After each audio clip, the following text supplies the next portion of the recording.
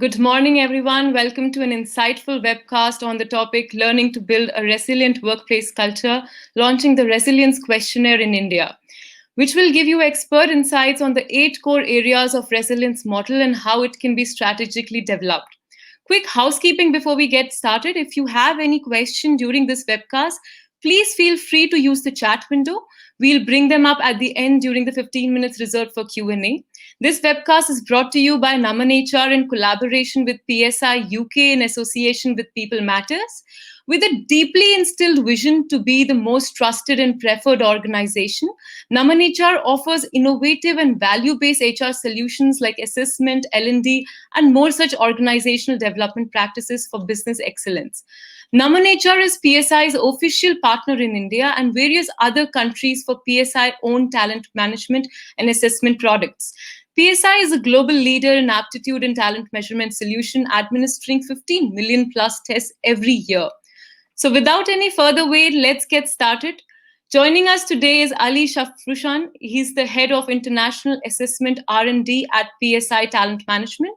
Ali is an experienced business psychologist with a passion for using psychology, technology, and psychometric tests designed to help organizations and individuals thrive.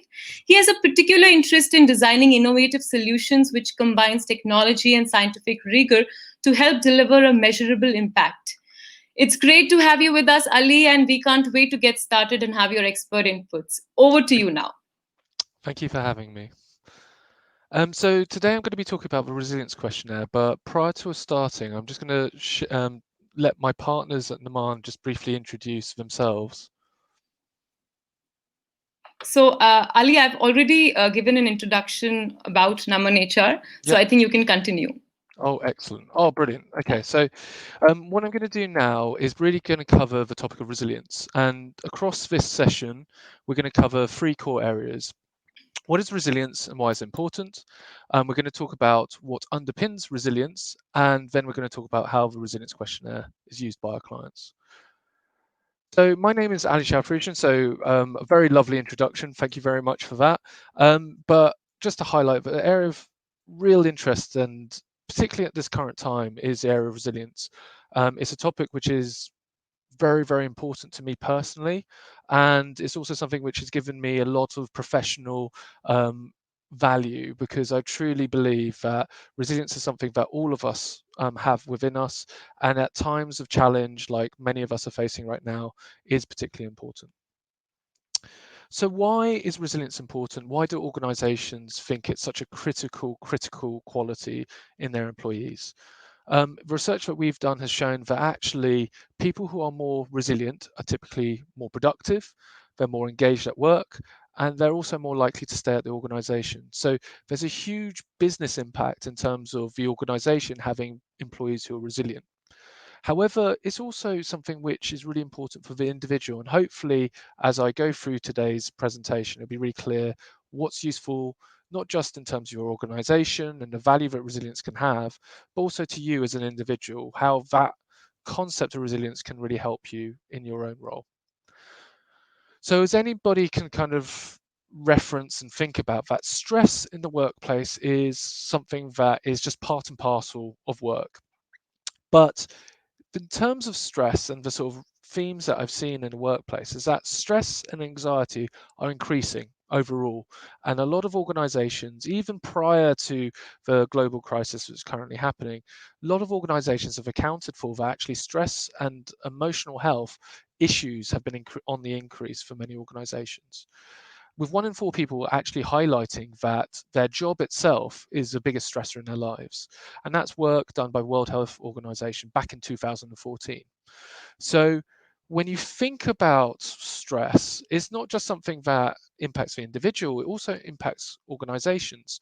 And just highlighted here in terms of the cost of stress on organizations, the US economy, in terms of the Association of Psychology Association, identified that it actually costs businesses around $300 billion per year.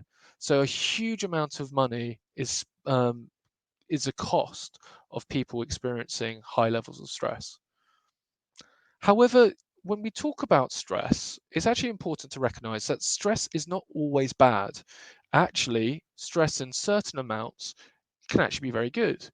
As we can remember and think of occasions where we're put under pressure and actually we've performed at a level that even we didn't think we could do. So stress is not always a bad thing, but the issue is when stress turns into burnout. So burnout is really the experience where stress and performance are no longer working in a positive relationship. And actually, rather than the more stress you're experiencing improving your performance, actually from there on in, it makes your performance worse and worse and worse. And actually, the impact on you as an individual can be catastrophic, be it exhaustion, ill health, breakdowns. And so the key thing about stress is that it's okay to experience stress, but we need to be able to manage it effectively in order to get the best out of ourselves and also our employees.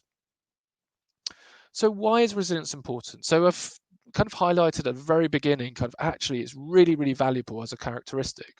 But actually research over the last 50 years or so have also highlighted how important resilience is in terms of acting as a buffer against stress, but also influencing your job performance. So loads of research has shown that better job performance is related to higher levels of resilience. And we've done research over the last 10 years highlighting the different ways that resilience can really add value to individuals. So it can affect engagement and happiness. So what is resilience? So resilience is a term that people are using quite a lot. It's a term that some of us are quite comfortable using. It's used a lot in the popular culture. People talk about, I'm resilient, I'm not resilient. But actually, resilience is a psychological construct. And some of the definitions of resilience, which are thrown around, in popular culture, are not quite reflective of what true resilience actually is. And here's a few definitions up here, which are reflective of academic definitions of resilience. So the first one showing its ability to persevere and adapt when things go awry, a set of flexible cognitive, behavioral, and emotional responses in relation to acute or chronic adversities, turning disruptive changes and conflicts from potential disasters to growth opportunities. So you can see across these definitions, there's some common themes that are coming up. Its ability to persevere and adapt when things go wrong. It is not just about being strong, it's a set of flexible cognitive, behavioral, and emotional responses. So it's not just about what you do, it's about the way you feel, it's about the way you think, and it's about where you behave.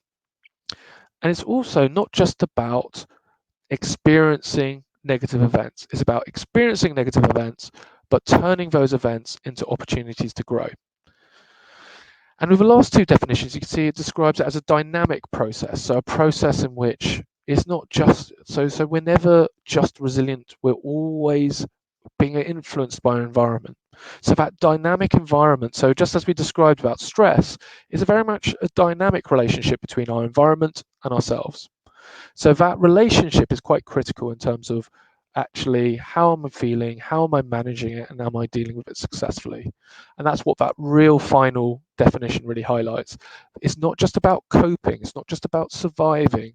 Being resilient is not just going through an experience and surviving, it's going through an experience and thriving. And so that aspect, which I think is really, really important to keep in mind, is about successfully going through a negative event. But what is our definition of resilience?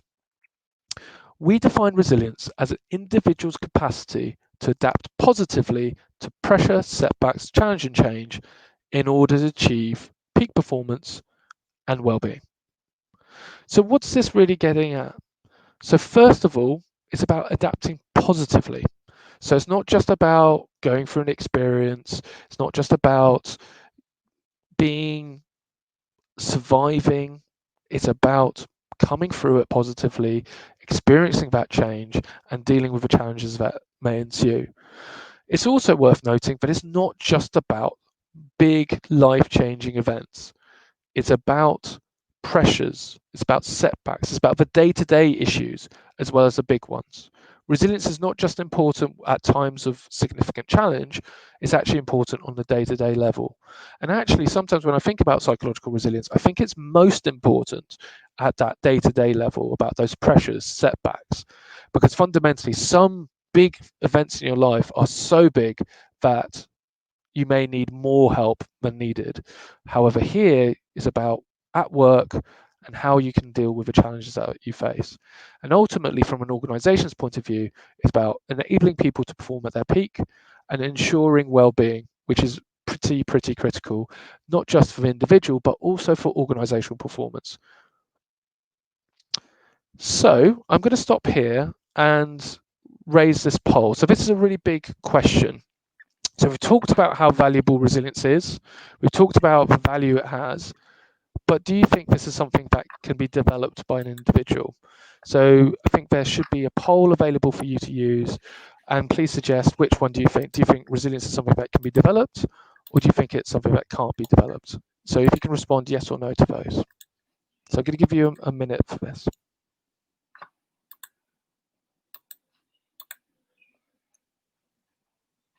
So I will request everybody in the audience to go to menti.com and use the code 9722676 and participate in the poll question. This is for everybody in the audience. It's always great to open our communication channels and get your opinions as well. Therefore, we are opening the first poll question of this webcast. I'll repeat the question again. The question says, can resilience be developed? The answer is options are yes or no. So I think let's give our audience a minute or two before Ali, maybe you can move forward and, sort of look at the answers and share your thoughts as well. Sure. Yeah, so I think this is a really fundamental question, and I think for me is one of the ones which you probably could guess what I think is the right answer to this. Especially, I didn't go into too much detail with the definition, but I think it's a really important one, and I think for one which I think is the most important question when it comes to resilience, especially in case of organisations who want to make their people more effective. And just on another note, it's worth noting that Naman are also they're going to be running a program. So if you're interested in knowing more about resilience and want to potentially use the tool, I think Naman have a special offer which they are going to talk through at the end regarding accessing the questionnaire and using the questionnaire if this topic is of interest. So is it a good time to look at the poll result? I think it's pretty much the answers that we're getting is for yes. I think 100%. Like I can see there are a lot of options being ticked there, and all of them I think are selecting yes. So we have 100% on yes. People Good. are optimistic. Good, that's brilliant. I'm very happy that people agree. So so one of the things I didn't kind of go, so I didn't want to give away the answer, but we refer to it as an individual's capacity to adapt positively. So capacity highlights that it's something that we believe can be developed. And it's not just something that I've seen in my own experience of running these programs for the last decade with organizations and seeing the value it adds both to organizations, but also to friends, family, organizations. I've seen the value that resilience can have. And the key thing being that it can be developed. Like many qualities about humans, we all can grow and develop. And I think in particular resilience, where it's also influenced by the situations you face. So there's a preference bit, but there's also an experiential component. So what you experience can really influence how resilient you are. And this is not just shown in terms of my own research, it's also shown in the way the brain works. So there's huge amounts of evidence now coming from the world of neurology. So I come from a biochemistry background prior to my life working in psychology about the plasticity of the mind, and actually our brains are constantly growing new neurons, we're constantly developing, we're constantly growing new pathways. And so resilience, like many other qualities, can be developed with exerted effort. So what is the resilience questionnaire? What does it mean? What's it measuring? So resilience questionnaire is an online solution that we've been using for the last 10 years. We've been using it globally across many organizations in a whole range of ways, in ways to develop individuals, but also to assess. So some organizations have come to us and feel like they really need resilient employees, and so they have they use a tool in that way. But the majority of its usage, it's typically sits within a development area, but both of those ways have been used by many of our clients, and we have reports that can support that. So it's used to help develop and assess leaders and employees to just basically deal with challenge more effectively, so they can thrive during these challenging times. And I think with the current crisis, there's a good example of a significant challenge that all of us across the world have tried to face and are dealing with, which has come with a lot of change. But when we think about resilience, ultimately, the last 10 years that I've been working, there's been so many changes, and the changes have been constant. And so the tool is there to help you develop in relation to dealing with whatever challenge or change you're affecting and it is affecting you in your life. In terms of the questionnaire itself, so it's very, very simple to complete. It's about 10 minutes to complete. It's used over 93 countries, around 10,000 users who are using it in their organization. There's feedback reports used for development, assessment reports used for resilience interviews, and it's in a variety of languages. So the resilience questionnaire is really a medium to tap into the more important factor. So what do we do with this information? So the resilience questionnaire provides an insight, but then ultimately the activities around it are the most important aspect. But getting the measurement correct is what this tool is kind of aiming to do. And what I'm going to do now is briefly talk about what actually underpins resilience. Because fundamentally, we've talked about how important it is, we've talked about how much it's needed, we've talked about how we can develop it. But actually, in order to develop it, we also need to know, what does resilience truly mean? Because actually, when we talk about resilience, there's different strategies. And I think we kind of alluded to it, Paul. We believe that there's 8 strategies that people can use in order to deal with challenge and change effectively. And so the resilience questionnaire measures these 8 strategies across these 3 different groupings. So when I talk about these strategies, there's basically strategies which I will refer to as reframing strategies. So this is how you reframe situations in a way that help you. So if something negative happens, we all can think of those people who are really effective at reframing a problem into something which will help them. There's behavioral strategies. So this is what you do. So the day-to-day things that you can do to help you deal with a challenge and change you're subjected to. And finally, there's interpersonal strategies. So these are strategies that you use on an interpersonal level with others. So I'm going to talk about each one of these in more detail, but ultimately, when you're thinking about resilience strategies, it's about reframing things so it's more positive for you. It's about doing things that will help you, and it's also working with others and engaging with others in a way that can also help you. And if you use these set of strategies, whatever challenge, pressure, issue, hopefully these 8 strategies will help you address those problems more effectively. So what I'm going to do now is very briefly describe what these are and why they're important. So I'll be quite quick describing them, but I think there's a lot more richness underneath each one of these around what you can do to develop each one. And going back to that question, which it was great to hear 100% of you all agreed, is that ultimately all of these 8 strategies, when we did the research originally, we had to answer 2 questions. A, is there actual evidence this is helpful for you to deal with challenge and change? And B, is this something that you can actively develop through particular strategies, techniques, etc.? And in my experience, I feel that they all, depending on the person's profile, you can have really tangible effects on the individual and help them at least see what their strengths are, but hopefully, more importantly, identify what they can do even better than they're currently doing. So, the first strategy I'm going to talk about is self-belief. So self-belief is the extent to which an individual has confidence in their ability to address problems and obstacles that they encounter. So this is important for resilience because if you believe in yourself and your ability to deal with challenges and changes, you're far more likely to go directly and try and address them head on.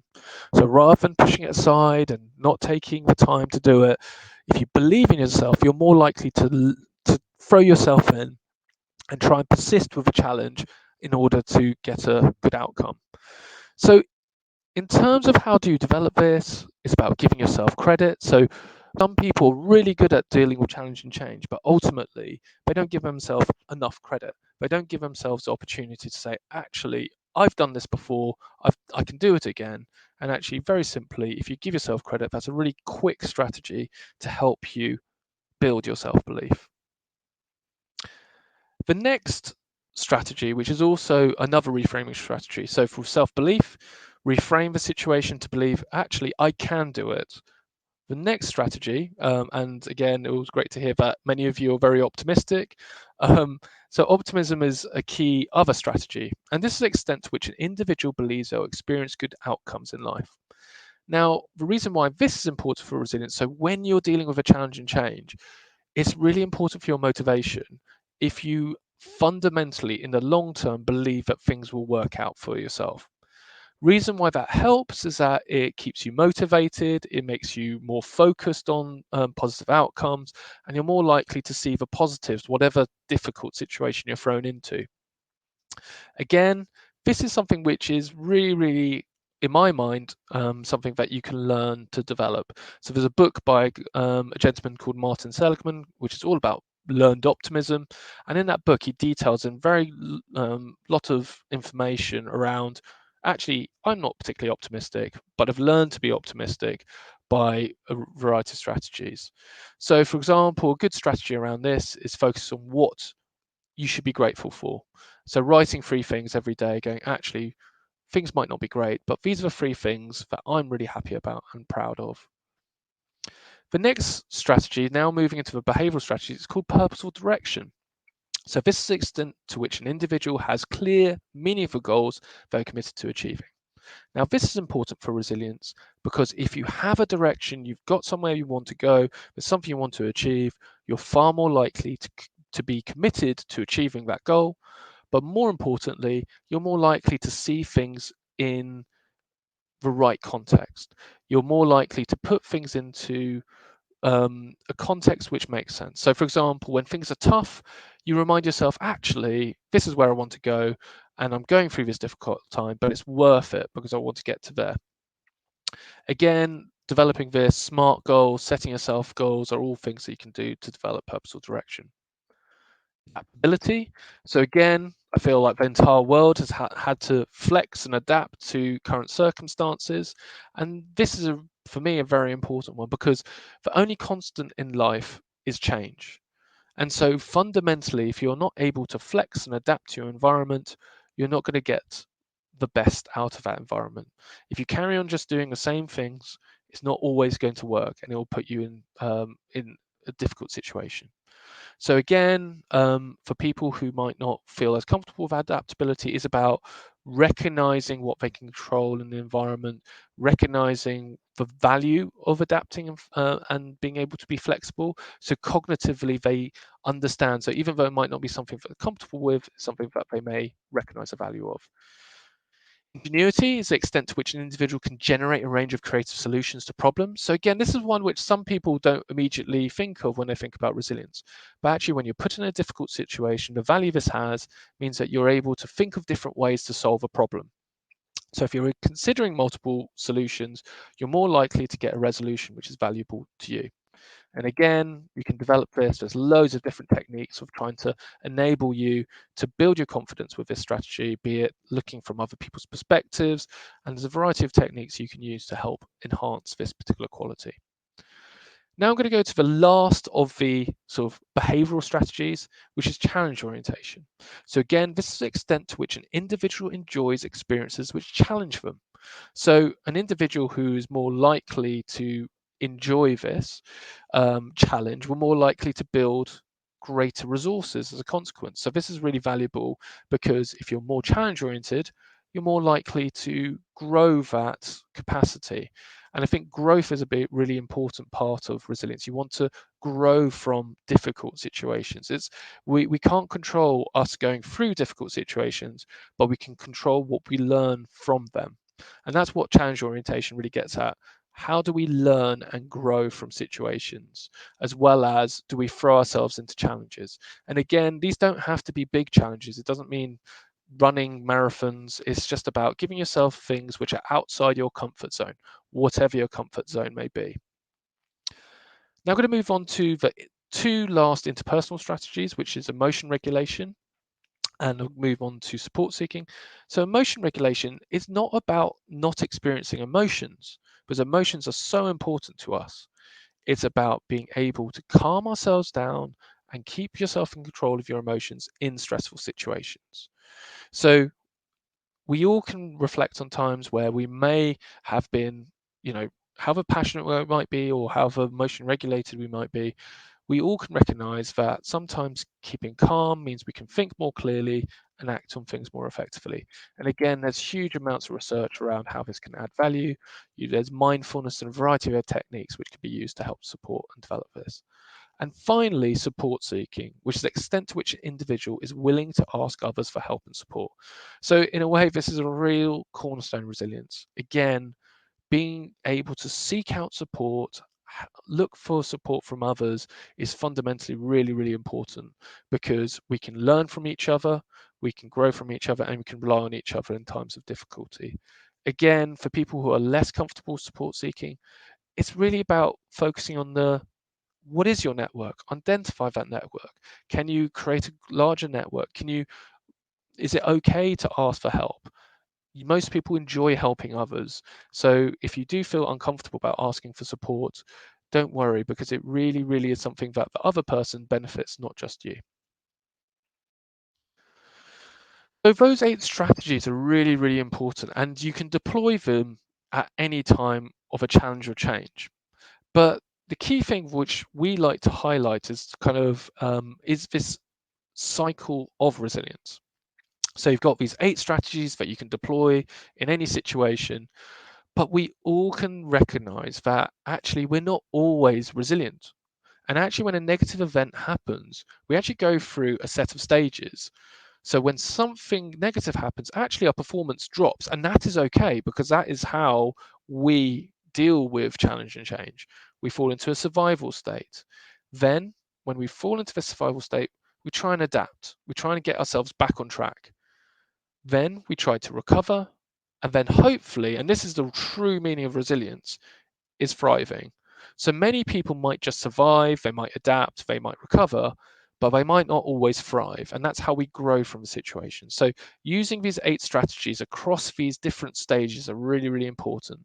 And I think the key thing which we want to highlight with this model is recognizing there's something negative happens. It's okay for you to not perform at your best all the time, because resilience is a resource. Sometimes you've got more resource and sometimes you have less resource, but you use these 8 strategies to just build out those resources, so when that negative event happens, that you can move out of the survival stage quite quickly and move quickly into adapt stage, move quickly into recover, and ideally end up in the thrive stage, where you actually grow and develop as a consequence of that. So just going back to the questionnaire itself, there's 3 different types of reports that are generated, and the reason why we have these 3 different reports is 3 different ways that an organization can use it. We have a report used for coaching and workshops, which is got more detail in. We have a feedback report, which we recommend for organizations which don't have a resource to do significant amounts of coaching and workshops, but we still want to give their employees an output which enables them to be effective in the role. So this tool is really a shortened version of the other report and enables people to send out with support from a trained user within the organization. And finally, there is an assessor report. So if you wanted to use this in an assessment context, what we recommend is that you use this report, and this would support an interviewing solution. So you would interview someone to understand their resilience profile. So again, because resilience is such a hopefully, from what you've seen, is quite sophisticated topic made up of different qualities, what we always recommend is that it's supported with an interview to really understand what that individual's resilience profile is. So I'm going to stop there and give you guys another opportunity to share some of your thoughts in the poll. So poll 2, the question is, in which initiative do you or your organization likely to use resilience as a tool? So, and there's a list of options below: hiring, assessment and development centers, hypo identification, coaching and executive development, learning and development initiatives, leadership development intervention, organizational restructuring. So I'll stop there.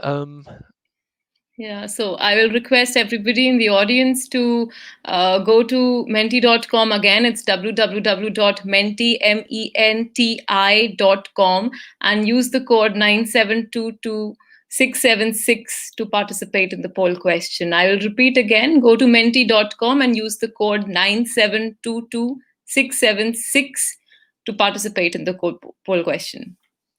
Let's give them another minute before we can just show the results on the display screen. What are your expectations from the audience here, Ali? What do you? It's interesting. I have a feeling. Learning development initiatives potentially. But Yeah. I think what we've found is that actually it's quite varied. We've used it in all of these different contexts. So coaching and executive development is something that I've done quite a lot of, but we've also used it quite a lot in hiring. So there's quite a few organizations who use it as part of their hiring solutions. The organizational restructure we have used probably the least. I think when we first developed the tool about 11 years ago, actually because of the Lehman's crash, actually there was a lot of it being used in that instance of organizational restructuring, but interestingly less so in the last few years. But Okay. yeah, but I'll be interested to hear what people share.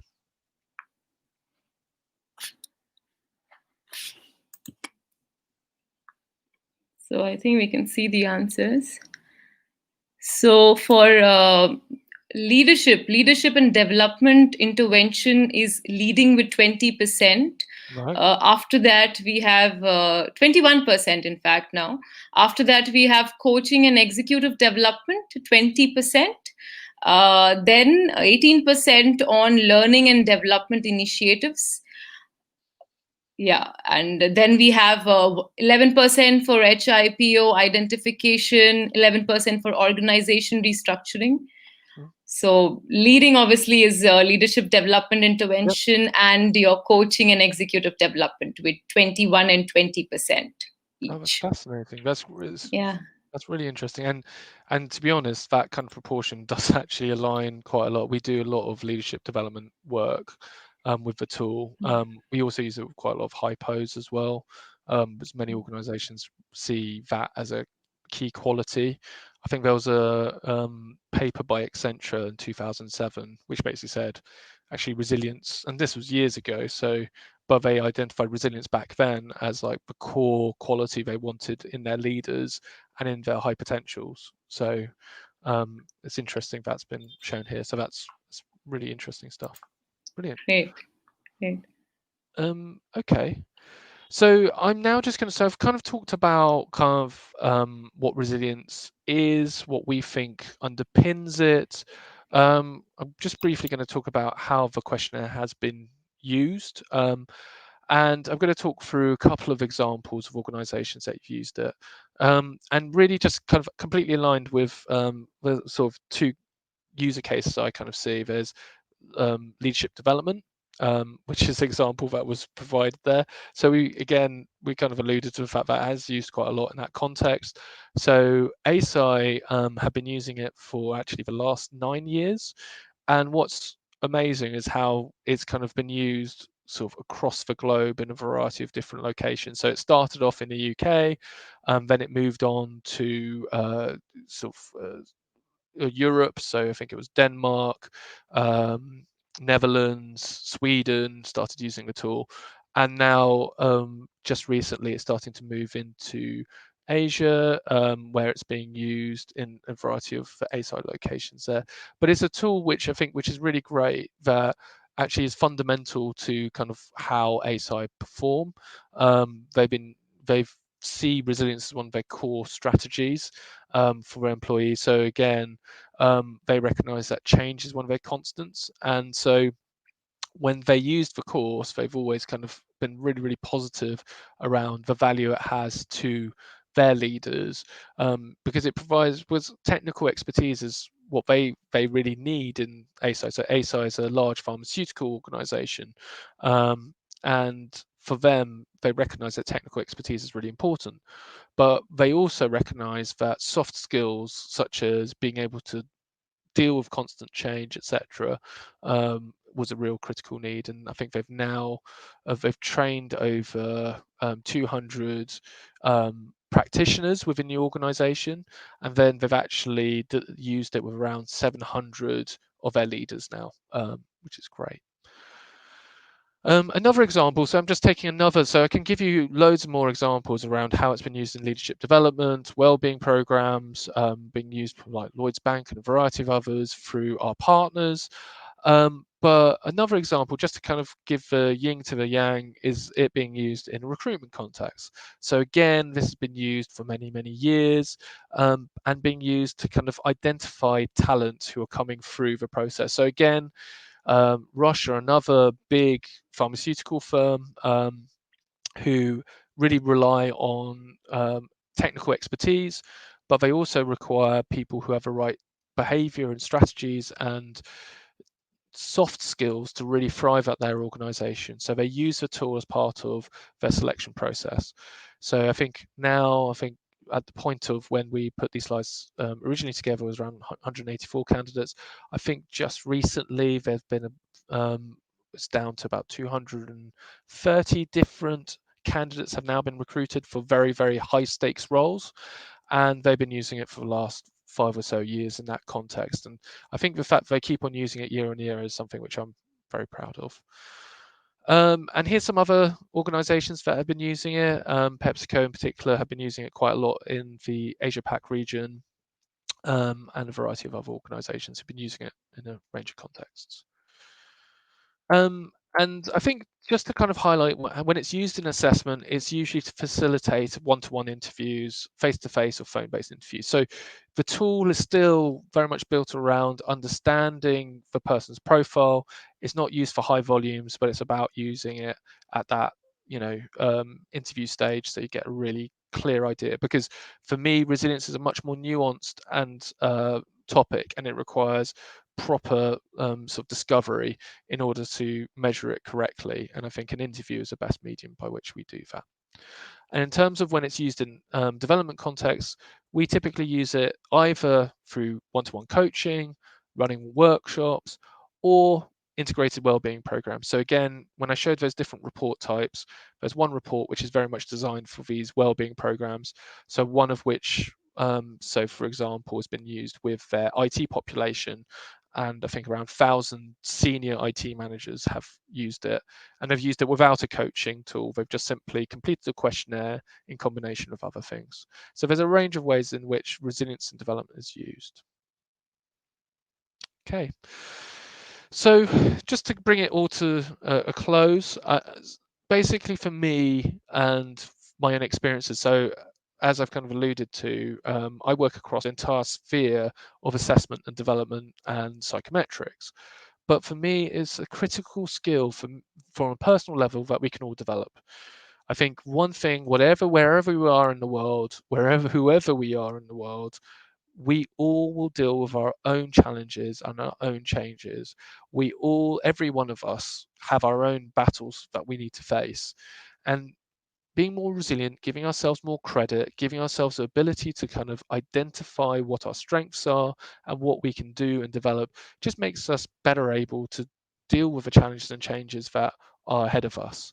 And I think with technology and the current crisis, the combination of change is just going to speed up. So we need to be ready to manage that change effectively. And I think the source of that solution lies within us.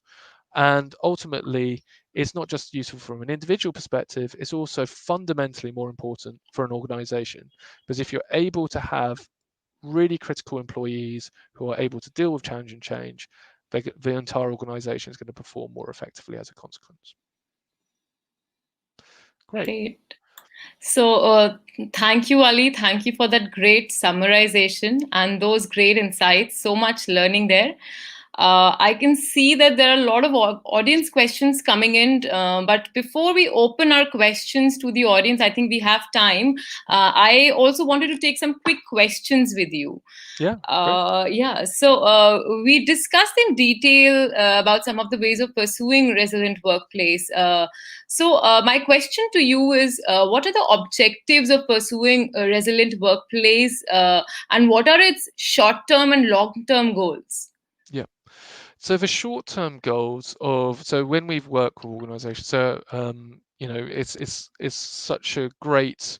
So when we run these types of programs, the fact that when we use them, it's usually an organisation comes from a perspective that we want to give our employees skills. So ultimately, it's a very positive conversation to have in terms of what we're trying to achieve. But obviously they want to help develop individuals because they have goals that they want to achieve as an organization. And so the short-term goals is to enable individuals to have some skills that they can deploy on a day-to-day level so that they can boost their well-being. So results that we typically find when we run these types of courses, that the individual's well-being as a consequence of going through this sort of program, their well-being and performance increases initially. But that's they're self-reported. So they've has initial short-term goal of them feeling better as a consequence of being invested in and also being given skills which I think are valuable. The long-term benefits typically are the overarching performance of the organization. So when you think about some of the challenges that people are facing, well-being and physical health are actually, when you think at a very high level, are quite a significant issue for many organizations where a lot of people kind of dealing with a crisis of well-being and feeling burnt out because of what they're going through. So the more employees that typically go through this process, the hope is that ultimately the longer term goal is that A, the organization will be more effective, but B, there'll be less absenteeism and less presenteeism, i.e. there'll be more people who are ready to work versus feeling burnt out and feeling not able to deliver what they are capable of delivering. So those are the two sort of goals: A, to give individuals a opportunity to grow and develop, and B, in the long term, to enable the individuals to perform better, more regularly, and for the organization to be more effective. I think wonderfully put up there, Ali. Are there any ways that we can measure resilience and its impact? Yeah, yeah. So what so the way we would use a questionnaire to measure the resilience, but what we also would do is typically, I think it depends on the organisation. So what's sometimes more challenging is getting performance data from candidates. But what I would always recommend, if it's possible, is for organisations to share performance data with us of around, well, how are people performing at point A. They go through a program, how they're performing at point B. But I think the beauty of psychometrics is that they are designed ultimately to be a good measurement method, and we ensure that the tests. So I didn't go into all the boring stuff which I like, which is reliability, validity, and all that side of things. So what we're trying to make sure of is that the questionnaire is reliable, it measures what it measures effectively, and we want to monitor that. So the resilience questionnaire is a good medium. Other measures that we would recommend as other outputs like well-being, performance, and a variety of others. But yeah, there's so many different ways that you can measure the impact, and I think it's what we typically recommend is that you work with the organisation to see what data is available, and then try and see what those relationships are. Looking at the relationship between performance and resilience being the gold standard, in my view. Okay, so we also have another question. This question came in before the webcast Yeah, started, so I'm just putting it out there. yeah. What are some of the practical options of exercising resilience at workplace, as per your experience? Yeah, so I think the practical thing is almost so there's multiple ways in which you do it. I think the key starting point is enabling people to understand what resilience is a starting point, and the way you do that can vary depending on organizations. So some organizations will run webinars with them. We'll try and sort of just teach people about what is resilience, because there are some misplaced views on resilience. Sometimes people think of resilience as just being strong and just working constantly, and that's not what true resilience is. We have to recognize that we sometimes are not always at our best. We are human. And so what we would typically recommend is just doing something around helping people understand what resilience is. And that could be workshops, it could be webinars, it could be a variety of other tools. But ultimately, understanding your profile is really important. So using a questionnaire fundamentally is really, really, in my mind, the most useful means of doing it. But once you understand that, then it's about understanding what you're motivated to develop. So, for example, I went through those 8 strategies. For some people, they'll go, actually, I want to develop self-belief. And for somebody else, they might go, no, I think support seeking is what I need to develop. So I think it's dependent on the individual. So giving people the tools to understand, A, what is their profile, but B, understand what are they motivated to develop, and then C, how do they develop it? So I kind of went through very quickly some potential examples, but for me, for example, it's about reflection and insight. Those are the 2 things which I think are really important as a basis. And then finally, it's about action. So what do I do with that information? So if you create an environment where you can enable people to reflect and learn, but then also support them in acting on it, I think that's the way you practically change someone's resilience and help them become more resilient as a consequence. Great. Great. Thank you for those insights, Ali. I'll open the questions for the audience now. I'll be taking up the live questions. So we have the first question here from Pankaj Piparia. He's asking, is there an online tool, an online guide available to map developmental tips and track development at individual and team level? Yeah, there's different ways in which you can do that. I think there's apps, there's tools that you can use. I think the way I typically would do it is would use that as when I've worked with organizations, we've built something specific for them through the medium of using a resilience questionnaire. So an example is where we use the resilience questionnaire as a measure, but then we've used, because of different organizations have their own L&D systems, they have their own programs, and so even though we have tools like EI Zone and a couple of other tools that we use, which are apps which are about self-development, etc., in my experience, the way it typically works most effectively is working with organizations to see what they have in place and then using their systems to deliver some of the content, versus just having one place which does everything, because different organizations have different L&D systems, and I think for me it's about what works for that organization. So we could suggest something that works off the bat, but most organizations in my experience want something that's more in line with how their systems are already set up. So we would typically work with an organization to kind of use a questionnaire in combination with providing materials to them, if that makes sense. So there are tools that can do that, but in my mind, for an organization, you have to just work from a basis of what does that organization currently have, and how can we use our online tools that we have to help them measure those things effectively and delivering it in the right way. Great. I hope that answers your question, Pankaj. I'll take the second question. It's from Tanya Juneja. She's asking how resilience can be incorporated in employees given the fact that employees are working from home and connection with the workforce has reduced. Yeah. I think it's a very important question, especially for today's time.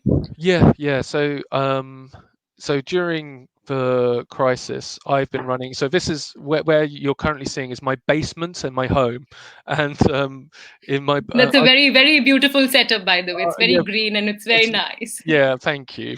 I need it to because there's no. But the main thing for me is we've been running these courses all virtually. So I think I've run about 17 or 18 courses over a period of like how long was it? It was almost every couple of days I was running a course. And actually I found those courses, actually I've been running them face to face for years, and actually I find the virtual courses being even more useful and insightful because people are more relaxed and it works in that instance. So ultimately you can deliver the resilience questionnaire online, you get the reports, you can view the reports online. So that's the simplest thing you can do, and you don't need to be present to complete the. And we've also delivered webinars, again, all delivered online. Internally in PSI, we've also run our own resilience program. So we've got about 1,000 employees, and again, we ran that program completely online across PSI, which is from the US to China in terms of its presence. So I think virtual works really well, actually. And what we've also done is trained up people to use the tool, and they're running it virtually. So for NHS in the UK, they're running all of their courses virtually, even though there's a lot of people on site. So in my mind, I think running things virtually is not actually a barrier anymore. And using tools like conferencing software combined with running these types of courses actually works quite effectively because people can be very honest and comfortable and share in the context of these sort of training courses. So yeah, I actually think that the world of virtual training is actually enables people to be more authentic because they are in their own homes and are more at ease. And if you keep the group small enough, they can run really effectively. So I think the moment you make the group really big, then I think it's harder because people will find it harder to share. But as long as you run the courses small and you also provide online tools like we have, I think it can be really, really effective. Perfect. And Tao Judith also has a similar question, but I think it's more for the HR leaders. The current new scenario where work from home will be the way forward. How do HR leaders work towards building a resilient workplace culture? Yeah, so I think HR leaders, and so this is when we use a resilience tool, actually most of the organizations that use it, we will upskill people to use the tools, but it's actually the HR leaders who are leading these programs. So PepsiCo, ASI, Roche, all of those names I kind of mentioned previously, we are actually upskilling those HR leaders in what resilience questionnaire is, what it measures, and then they will actually go and deploy these programs themselves within the wider picture of their own programs, because it's great for experts to come in and talk about resilience, but actually it has far more resonance when an HR leader is doing this themselves and running these programs, and they have people within their team who are running it. So an example I described with ASI, they are running that. We just upskill everyone in ASI to run it. So I think HR leaders are actually probably the best place to do resilience training, as long as they understand what the tool measures, they understand the strategies. And if you look at the reports and you look at some of the training that we provide, we try and design it in a way that enables people to run it themselves and deliver it themselves. So yeah, I would kind of say that HR leaders are probably the experts in running these types of programs because they have the big picture, and we teach them to understand what resilience is, so they can deploy these programs in a way that really fits that organization and is part of a wider program. So I think the fact that leadership development came up as one, they'll use that as part of a broader leadership development program. So resilience is one component, and other skills are also being developed across that program. So hopefully that gives a good example. But ultimately, the way HR leaders can deploy these programs is being upskilled in the tool and then deploying the tool as they feel works for them in their organization. Okay, great. There's a comment from Tanya. She's saying that she loved the PPT and she just wanted to know if Oh, it's available for everybody to see. It's yeah, very yeah, useful. yeah. So, great, great. Okay, so next question is by Sunil. He's also like asking the similar question with respect to the current times, whether making changes in HR policies post the pandemic help building or effect in resilient workplace culture. Yeah, yeah, I do think it does make a difference. It especially depends on what those policies are. I think the one thing which I think is a big one, and we're all experiencing, is the remote working aspect for people who can work remotely. I think this has opened up a whole question around actually what is the balance that we need to have between working remotely and working in an office. And so policies around that can have a real influence, because I think one of the aspects of what resilience is tapping into is well-being. And actually some policies that people are deploying in organizations can either support well-being or potentially not support well-being. And so I feel it is a much bigger picture. Sometimes we're talking about psychological resources, but fundamentally HR can provide you need to have a right environment for these strategies to work effectively.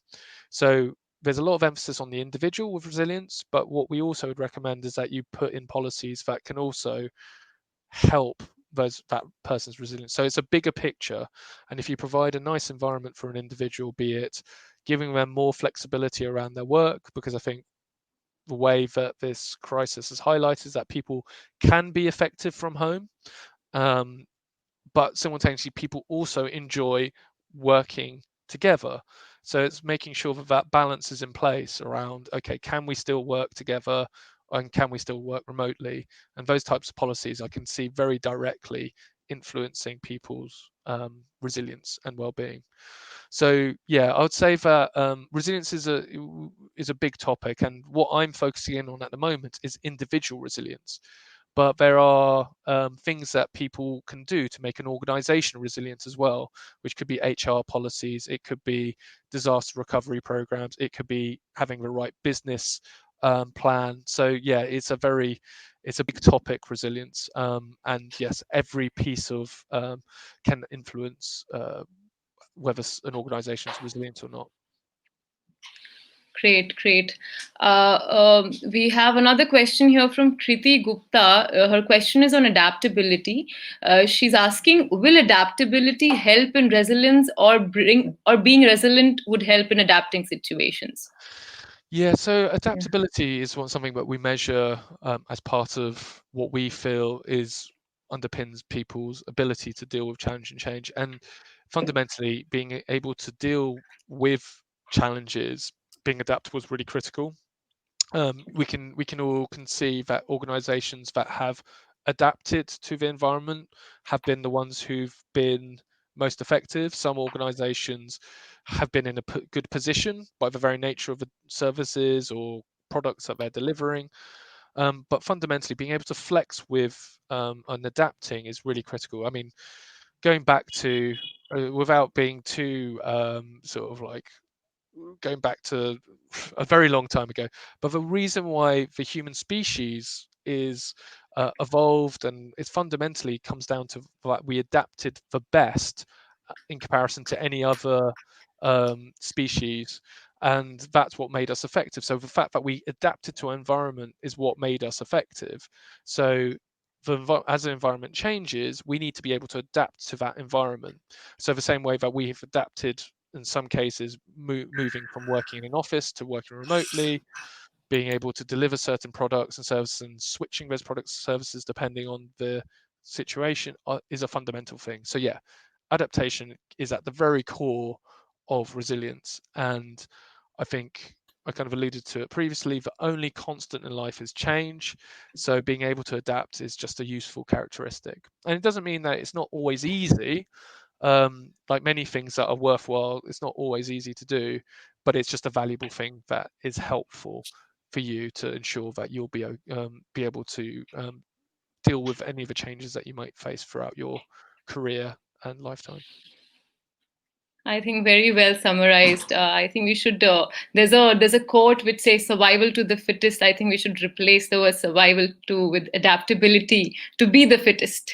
Yes, So, indeed, indeed. yeah, yeah. So there's another question. We are running out of time, but I'll take the last question very quickly. It's by Bhavna. She's been very active in the chat room, so I'll be taking your question, Bhavna. What are some of the key parameters that define resilience, and how resilience can be practiced in different functions of the business? Yep, yep. So the way we define resilience is that there's 8 things. There's self-belief, there's optimism, there's purposeful direction, there's adaptability, there's ingenuity, there's challenge orientation, there's emotion regulation, and there's support seeking. And that's how we define it. So there's 8 things that you'll be measuring. We have a range of different norms that you would use, so you can benchmark across the different levels. So you'd use a different norm. So executives and senior managers typically have higher levels of resilience in comparison to employees. And again, you would have different benchmarks being used across those different areas. You'll, in my mind, you would give them an insight about what those individuals' profile of resilience is, and then help them understand what are they motivated to do, and then give them practical tips to help them develop whatever of those 8 strategies they find most valuable. So you would use a overarching measure to measure those 8 things, and then provide a more focused action around what are you motivated to develop from those 8 things, and what are the things you can do. So our report, if you look at our report, it provides some tips for you to use. So there's around 5 or 6 tips per scale. So there's around about 48 different tips across the different components that we're measuring. So you can use those, and depending on the level, you would anchor it around that level, that organization, what resilience means to them. But in my experience, I've worked with teenagers who are falling out of school, and I've worked with senior managers who head up businesses. And I think actually the 8 strategies are usually relevant across all those levels. It's just the conversation is slightly different, the challenges are slightly different, but the techniques are actually the same in most of those contexts. Great. So I think I'll have to close the question and answer session. We are completely run out of time. I'll be taking all the pending questions with Ali offline and get back to everybody with their answers. Ali, thank you so much for sharing those insights and for those wonderful answers to everybody's questions. It was a pleasure hosting you today. Oh, thank you. No, and it was a pleasure to speak to you all. So thank you so much for taking, your valuable time and listening to us for the last hour. So thank you very much, everyone. Yeah. So with this question and answer session, we are going to wrap up today's webcast. Once again, I would like to thank you, Ali, and also our partner, Naman HR. You can visit their website, www.namanhr.com, for more details. Also, you can provide your feedback in the survey link provided in the chat section, because your input matters. So this concludes today's session. Thank you, everybody, and have a great day ahead.